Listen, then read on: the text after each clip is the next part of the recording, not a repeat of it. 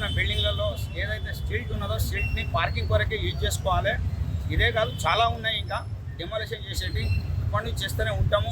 మీరు రిస్టోర్ చేసుకోండి. స్ట్రీట్ని మాత్రం ఎట్టి పరిస్థితుల్లో పార్కింగ్ కొరకే యూజ్ చేయాలి. దానివల్ల ఏమైతుందంటే రోడ్డు మీద వీళ్ళ బిజినెస్కి వచ్చే వాళ్ళంతా రోడ్డు మీద బండ్లు పెట్టడం వల్ల ప్రజల నుండి ఊకే మాకు కంప్లైంట్ రావడం, స్ట్రీట్ని మిస్యూజ్ చేయడం.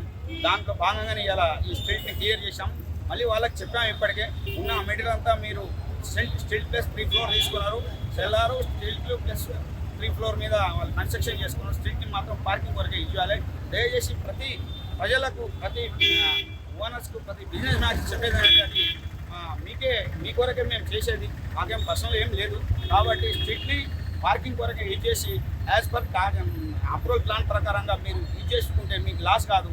ఇప్పుడు మిస్యూజ్ చేయడం వల్ల ఏదైతే ఓనర్స్ ఉన్నారో వాళ్ళకు కూడా లాస్ అయ్యి మాకు కూడా వ్యయ ప్రయాసం ఇది డిమాలిషన్ చేయడం, మేమంతా మ్యాన్ పవరింగ్ చేసుకోవడం కూడా. కాబట్టి దయచేసి ఏదైతే మళ్ళీ కోరుకునేది స్ట్రీట్ని మాత్రం పార్కింగ్ కొరకు యూజ్ చేస్తే ప్రజలకు మంచిది, మనకు కూడా మంచిది, మీకు కూడా సాఫీగా ఏది బిజినెస్ నడుస్తుందని కోరుకుంటూ